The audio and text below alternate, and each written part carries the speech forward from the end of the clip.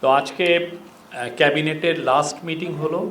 Last মিটিংয়ের agenda ছিল ধন্যবাদ প্রস্তাব একটা ভালো ইলেকশনের জন্য। আরেকটা হচ্ছে যে ধন্যবাদ প্রস্তাব দেওয়া হয়েছে ক্যাবিনেট সেক্রেটারি, যিনি কিছুদিন আগে রিজাইন করেছেন, পদত্যাগ করেছেন, ডক্টর শেখ আব্দুর রশিদকে। এইটা ছিল মূল এজেন্ডা। এর বাইরেও কিছু আলাপ আলোচনা হয়েছে, অনেক বিষয় নিয়ে কথাবার্তা হয়েছে।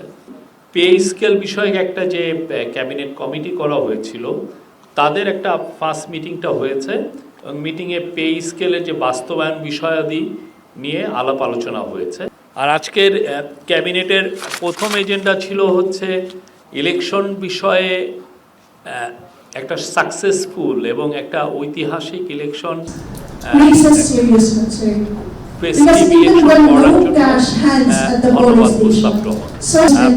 বিশেষ করে হোম অ্যাডভাইজারকে ধন্যবাদ দিয়েছেন।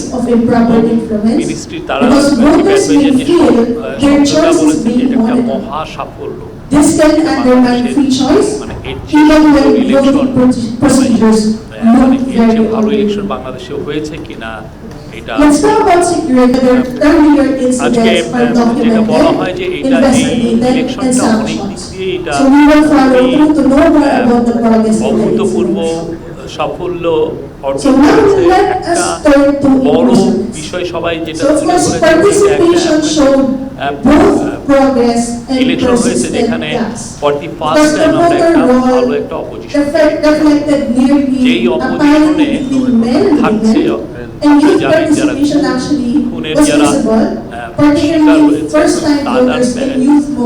তারা থাকছে, যারা জুলাই রেভলিউশনের সাথে সারিতে তারা থাকছে,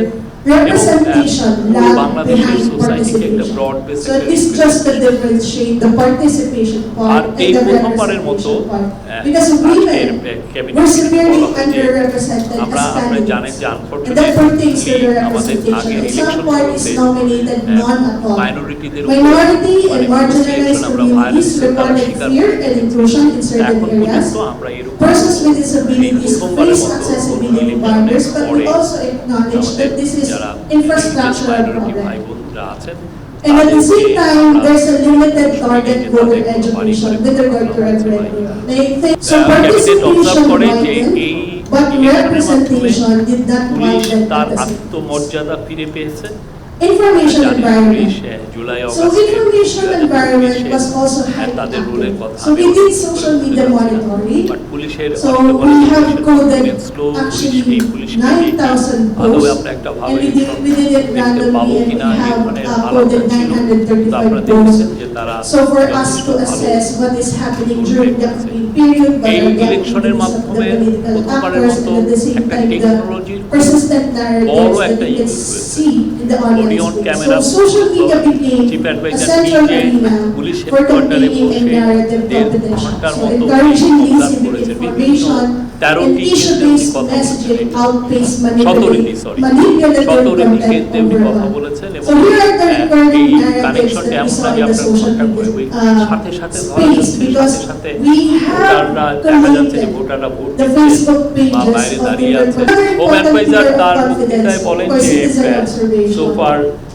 we've been doing this for the past 28 years at this for Alfred, and stakeholders widely regarded the presence of domestic and international observers as pressuring হাতিয়ার যে মেয়েটার বিষয় সেটার বিষয়ে উনি বলেন যে এই বিষয়ে একটা So we are really hoping that the committee করে দেওয়া হচ্ছে, তারা এই বিষয়টা in future elections.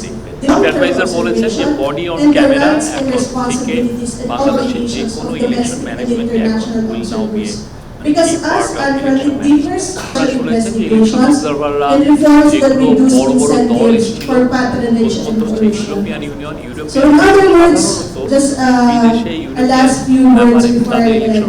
Of course, orderly voting builds the immediate confidence. But only accountability can build the lasting confidence.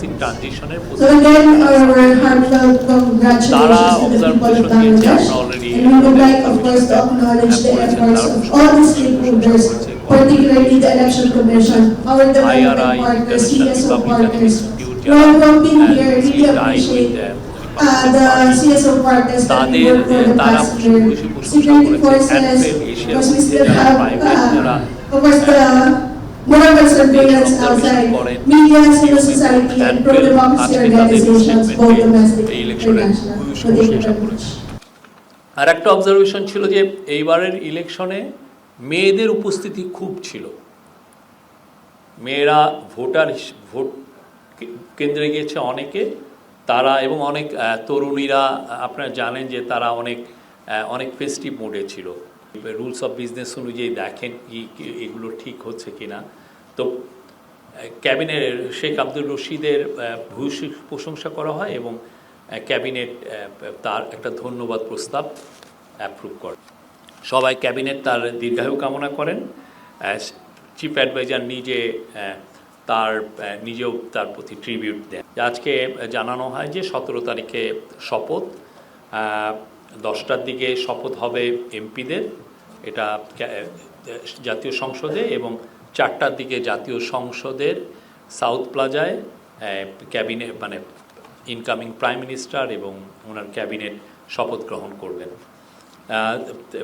Foreign minister এই মিটিংয়ে জানান যে সার্কভুক্ত দেশ যেটা 7টি দেশ আছে তাদের সব ফরেন মিনিস্টারদেরকে ইনভাইট করা হয়েছে এবং অ্যাট দ্য সেম টাইম কাতারের ফরেন মিনিস্টারকে ইনভাইট করা হয়েছে।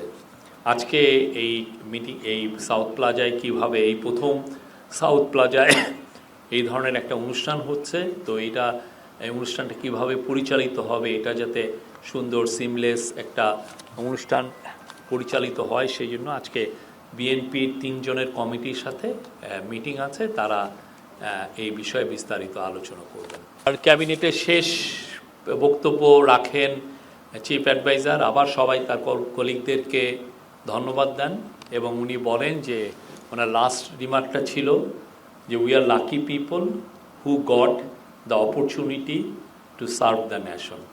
আরেকটা বিষয়, পোস্টাল ব্যালটের কথা আলোচনা হয় এবং বিশেষ করে আমাদের ডায়াসপোরা ভাই বোনরা যারা খুব ভালোভাবে পার্টিসিপেট করেছেন এবং